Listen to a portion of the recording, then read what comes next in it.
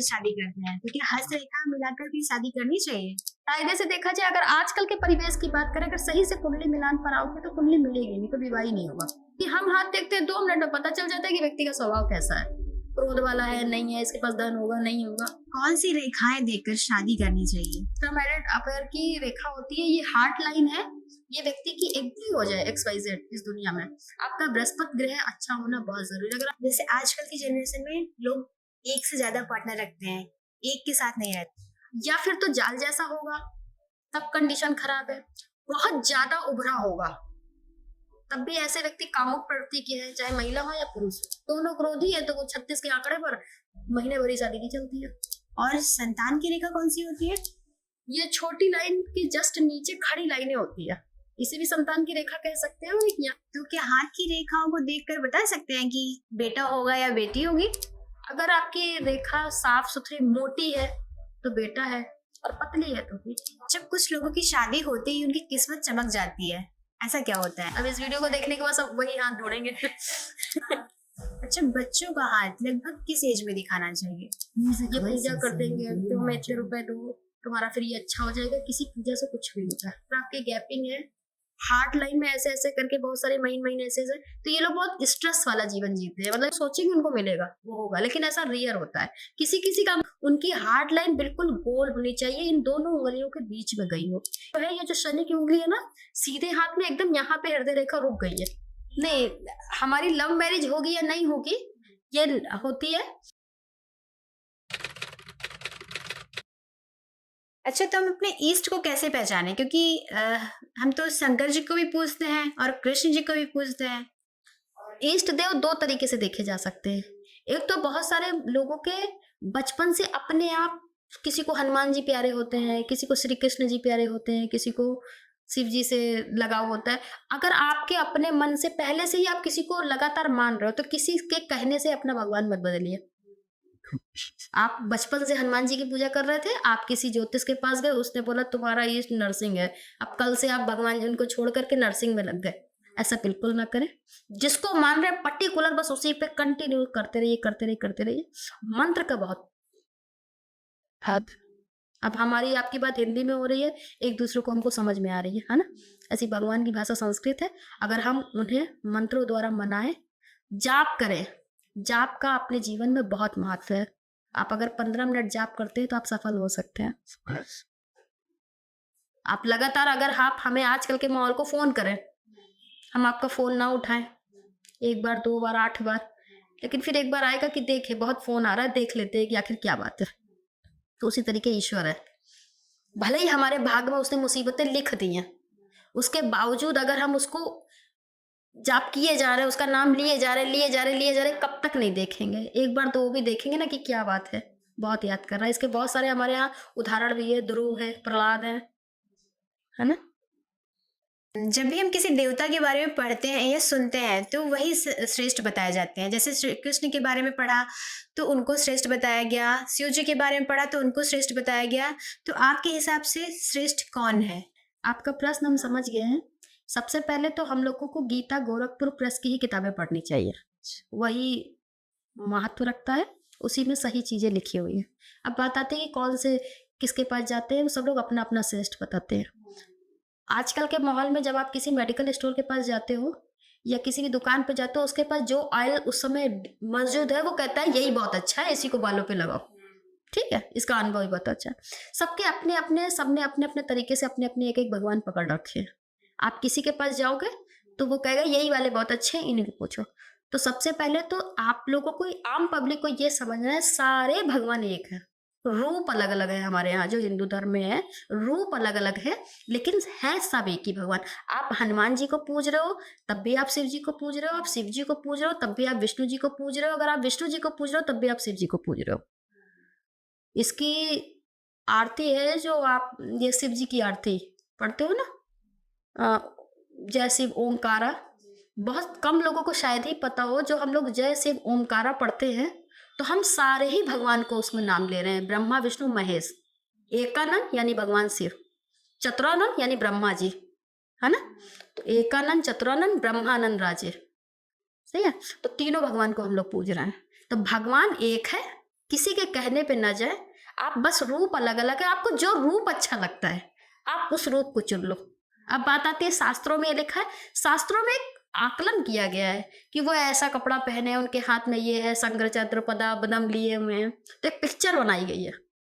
तो बस उस पिक्चर के तौर पर हमने एक माइंड सेट कर लिया कि हाँ ऐसे-ऐसे हमारे इष्ट होंगे और हम जा ईश्वर तो देखा जाए तो निराकार, उसका तो कोई स्वरूप ही नहीं है। मूर्ति पूजा शुरू की गई कि हमारा ध्यान लग सके, हम कंटिन्यूअस आम पब्लिक क्या है वो जाप करने बैठता है तो वो इधर-उधर मुसीबतें सोचता है कि ये है, उसकी किस्त देनी है, ऐसा होना है, वैसा होना है, यही तो होता है। तो एक मूर्ति पूजा का एक रखा गया है कि सामने से अगर वो चीज़ है तो हम कंसंट्रेट कर सकें, हम पर्टिकुलर उसको देख रहे हैं, हम जाप कर रहे हैं। ईश्वर निराकार है, उसका तो कोई स्वरूप नहीं है।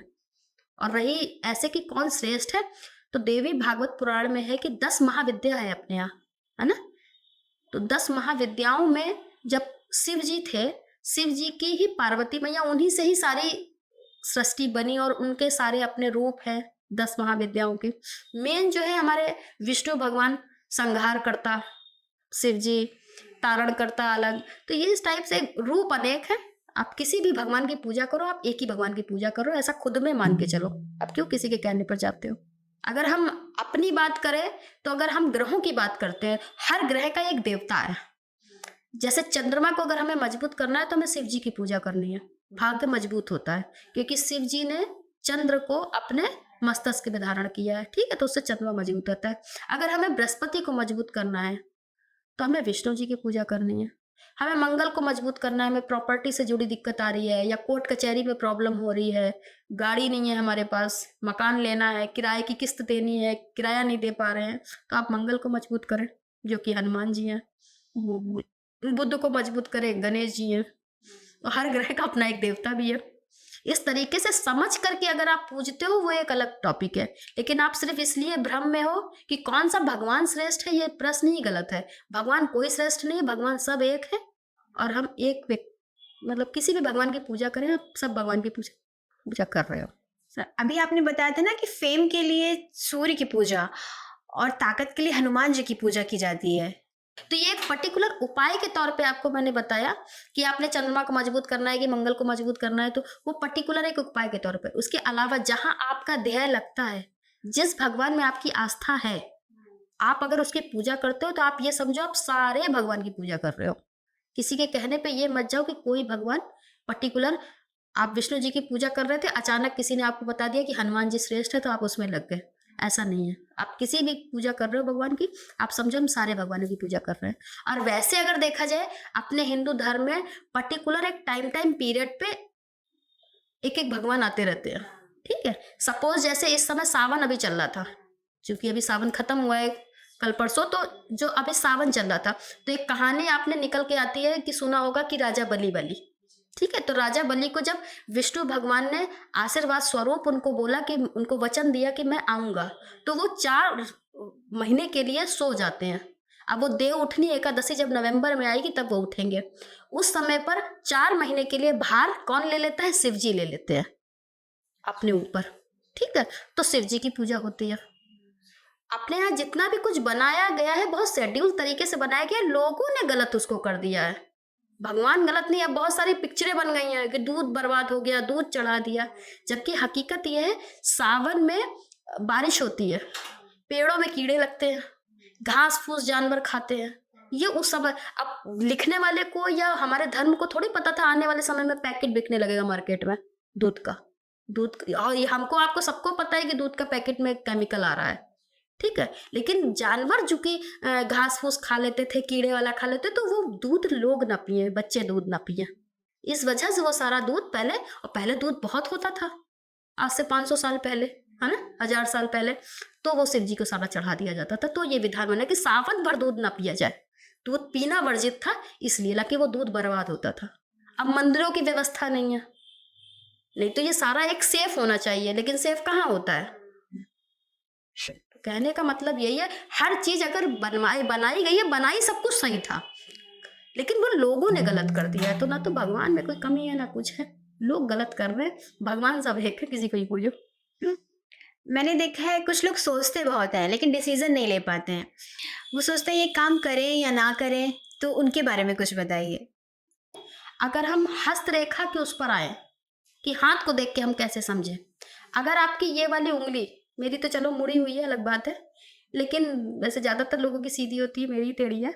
ये जो छोटी उंगली है, अगर ये सन लाइन के ये जो पहला वाला ऊपर का पोर होता है, यहाँ से ऊपर अगर आपकी लाइन चली गई है, ये छोटी वाली उंगली अगर आपकी इस वाली लाइन से ऊपर है, ऐसे लोगों की डिसीजन मेकिंग पावर अच्छी होती है 30+।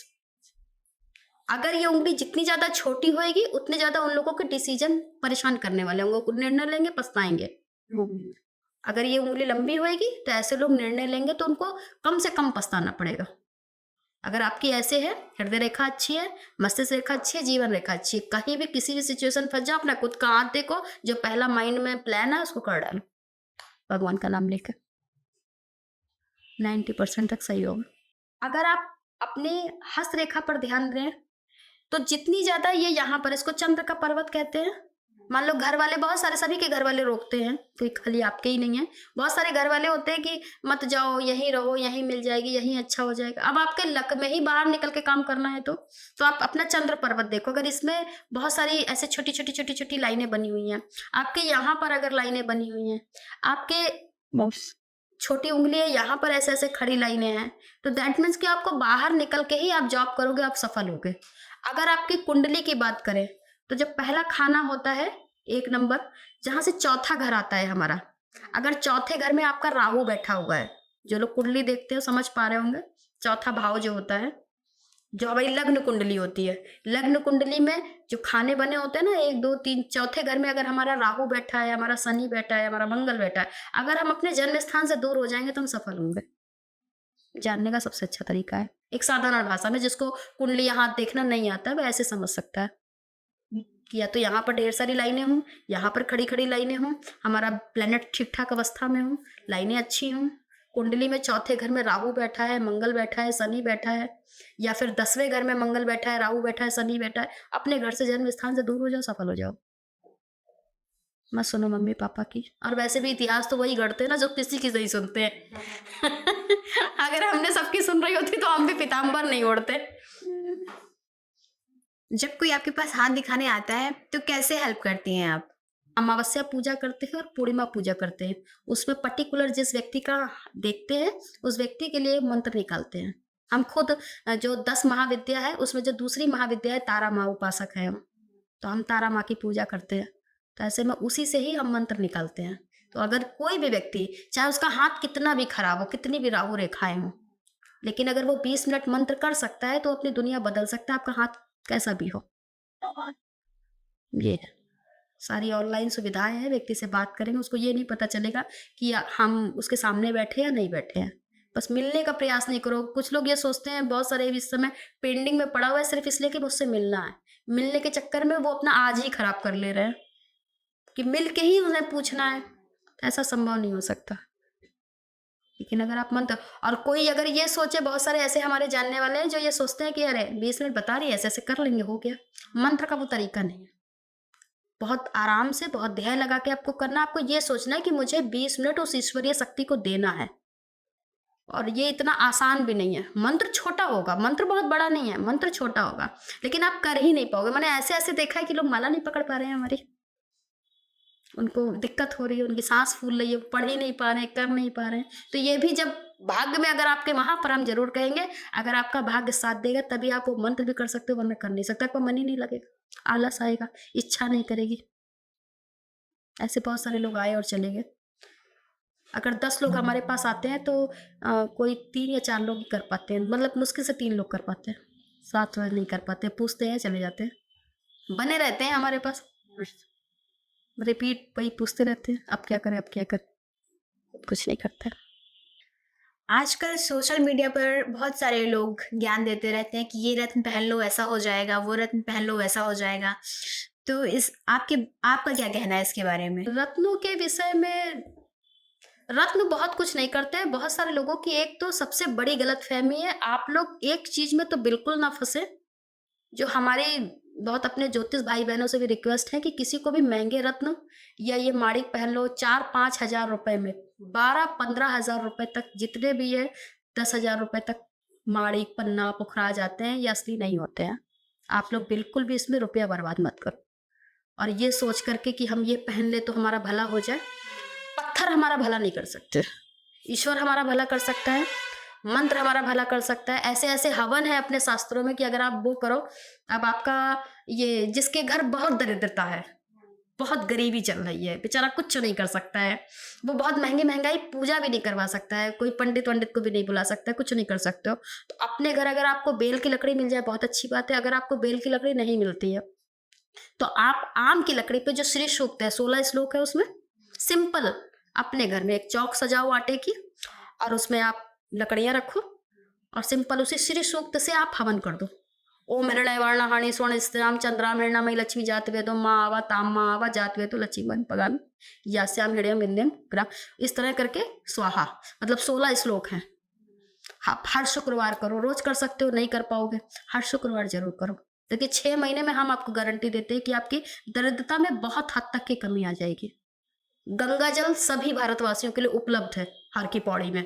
आजकल हम तो जल लाने की कहेंगे भाई, हर की पौड़ी का ही हम सही मानते हैं, वहां तक के साफ है क्योंकि हमने खुद भारत भ्रमण 2-3 बार किया हुआ है। हर की पौड़ी का साफ है। अगर आप दोनों टाइम अपने घर में गंगा जल छिड़कते हो, उसके लिए आप खुद से एक शंख ले लीजिए, ये लक्ष्मी शंख जो आता है, कौन सा, दक्षिणावर्ती शंख। दक्षिणावर्ती शंख में आप रात में जल भर के रखिए, सुबह उस शंख से अपने पूरे घर में छिड़क दीजिए। सुबह शंख में पानी भर के रखिए, शाम को 1-1 चम्मच सब लोग पी लीजिए और यही हर शुक्रवार आप यही हवन करिए। कितनी भी आपके घर में दरिद्रता हो, कुछ काम ना हो, हम गारंटी देते हैं कि 6 महीने में काम आने लगेगा, पैसा आने लगेगा ऐसे घर में। भाई खुद के जो हमारे भाई हैं वो इसी लखनऊ में सर्राफे का उनका काम है, ठीक है, और हम खुद बचपन से इसी काम को कर रहे हैं। अच्छा। तो अच्छी खासी मुझे नॉलेज है, मुझे पता है 7, 8, 5,000, 6,000, 4,000 की ये जो नीलम, पन्ना, माड़ी, पुखराज लोग सब पहना रहे हैं, ये सब फेक है, इसे बिल्कुल नहीं पहनना चाहिए। जयपुर में इसकी भरमार है। हम खुद बचपन से जिस चीज़ की मुझे बहुत नॉलेज है, हम खुद एक बार मसाले वाले मूंगे ले आए थे ये जयपुर से, बतिन खरीद लिए थे गलती से। तो ये बिल्कुल फेक है और हम ऐसे ज्योतिष भाई बहनों से, बल्कि हम तो हाथ जोड़ के रिक्वेस्ट करेंगे कि मतलब पब्लिक को मत भरमाओ कि ये पहन लो। और सबसे बड़ी बात, आप खुद सोचो, बहुत ज़्यादा फेमस है कि नीलम पहनो रातों रात किस्मत बदल जाती है। हम मानते बदल जाती है। मैंने खुद 2 नीलम पहन रखे हैं, ठीक है। एक पहले ये वाला पहना, मुझे बहुत अच्छा लगा। मुझे बिहारी जी में मतलब जाने का मौका मिला वहाँ, जबकि महिला का कोई लेना देना नहीं है, लेकिन हम खुद वहाँ महिला हैं, वहाँ सारे पुरुष गोस्वामी हैं, लेकिन हमारी पर्टिकुलर गद्दी, हम जितनी देर इच्छा हो वहाँ बैठ सकते हैं। वर्ल्ड फेमस मंदिर है, सभी जानते हैं, वहाँ पाँव रखने की जगह नहीं होती है, बैठने की अगर जगह मिल रही तो बहुत बड़ी बात है, जितनी देर इच्छा हो बैठो। फिर मैंने दूसरा नीलम पहना, लेकिन आप ये सोचो कि नीलम पहन के एकदम भाग गए, एकदम पलट जाए, तो पहली चीज तो पत्थर से ये नहीं होता, आपका कर्म अच्छा होना चाहिए, आपके हाथ में वो रेखाएं भी होनी चाहिए। दूसरी चीज, बहुत लोग गाड़ियां ले लेते हैं, है ना, और आप लोन ले लिया, आजकल तो लोन इजी मिल रूप में मिल रहा है, तो आप लोन लेके पत्थर क्यों नहीं ले लेते हो, किस्मत बदल लो। नीलम से अगर भाग्य बदल रहा है, या बहुत सारे हमारे ज्योतिष भाई बहन ऐसे हैं टीवी पर आकर एकदम बोल देते हैं ये रत्न पहन लो रातों रात किस्मत बदल जाए, अगर बदल सकती तो तुम ये क्यों बता रहे हो। तुम्हें ये कहना पड़ता, फिर बाद में बोलेंगे हमें सब्सक्राइब कर लेना, तो रत्न पहन के तुम अपने आप को सब्सक्राइब कर लो, है ना। तो ये सारी चीजें हैं, ऐसे तो खुद में भी नहीं भ्रमित होना चाहिए। और अगर भाग्य, अगर हमारा पत्थर बदल सकता होता तो फिर लोग लोन में पत्थर ले लो, नीलम पहन लो और भाग्य बदल गया, चुका लेना फिर। तो इसमें पब्लिक को भी थोड़ा सा अवेयरनेस की जरूरत है। और बाकी चीटिंग करने वाले तो देखिए काल नेमी बहुत है। रामायण में एक आया था ना कि काल नेमी, जब हनुमान जी संजीवनी लेने जा रहे थे तो काल नेमी आता है। तो इस समय काल नेमी का रूप बहुत है। जैसे डॉक्टर है, डॉक्टर प्रोफेशन गलत नहीं है, बहुत सारे बहुत अच्छे अच्छे डॉक्टर हैं, लेकिन बहुत सारे हैं काल नेमी स्वरूप है। उसी तरीके ज्योतिष विद्या में भी है, बहुत सारे काल नेमी स्वरूप बैठे हैं, उसका तो कोई इलाज नहीं है। क्या हम सारे रत्न एक साथ पहन सकते हैं? नहीं, सारे रत्न कभी किसी को नहीं पहनने चाहिए। जैसे बहुत सारे लोग कलर के अनुसार, दिन के अनुसार कलर वाले कपड़े पहनते हैं, है ना। मेरा मानना ये है और मेरा अनुभव भी है, चूंकि हम 6 साल की उम्र से कह सकते हैं कि हम इसी में लगे हुए हैं। पीताम्बर कभी भी किसी को नुकसान नहीं पहुंचाता है, मतलब पीला रंग, बहुत सारे शेड होते हैं, कभी किसी को नुकसान नहीं पहुंचाता है। लेकिन मान लो आपकी कुंडली में शनि सही जगह नहीं बैठा है, बुध सही जगह नहीं बैठा है, या बाकी और ग्रह सही जगह नहीं बैठे हैं, और वो आप रेगुलर बेस में पहन रहे हो, तो आपको नुकसान करेगा। थोड़ा बहुत कलर का फर्क पड़ता है, लेकिन उतना नहीं पड़ता है। जो अच्छा लगे सब पहन, एंजॉय करो। राशियों का कितना महत्व है ज्योतिष में? कर्म ही पहचान है, एक नाम के हज़ारों इंसान हैं। अब कोई कोई अगर अपना नाम अमिताभ रख ले तो वो अमिताभ बच्चन नहीं बन जाएगा। ऐश्वर्या हमारी बहुत सारी यजमान है तो ऐश्वर्या राय नहीं है। तो इसीलिए राशि भी उतना महत्व नहीं रखती है। आपका सबसे पहले तो कर्म आपका महत्व रखता है और कर्मों के अनुसार रेखाएं चेंज होती हैं और सही मायने में आप 20 साल की उम्र के बाद आप क्या कर्म कर रहे हो, किस दिशा में ग्रोथ कर रहे हो, क्या आपका फोकस है, कैसी आपकी लाइनें बोल रही हैं, इन सारी चीज़ों से और फिर उस समय जो आपका नाम चल रहा है उससे आप थोड़ा बहुत फोकस कर सकते हो। राशि को हम उतना महत्व नहीं देते हो। बहुत सारे आपको वीडियोस भी मिल जाएंगे, मेष राशि का भाग्य बदलने वाला है 15 अप्रैल के बाद, सूर्य का बदलने वाला है। अरे बहुत सारे लोगों की मेष राशि है, कुछ भी नहीं होता है। नीचे कमेंट भी पढ़ा करो, आप लोग खाली सुन लेते हो बस राशि राशि। रावण और राम की राशि एक थी, कंस और कृष्ण की राशि एक थी। तो अब राशि को हम फिलहाल महत्व नहीं देते, कर्म को महत्व देते हैं। जैसा कर्म करोगे वैसा फल मिलेगा। थैंक यू, आपने इतना अपना कीमती समय दिया हमें। राधे राधे। आपको भी राधे राधे।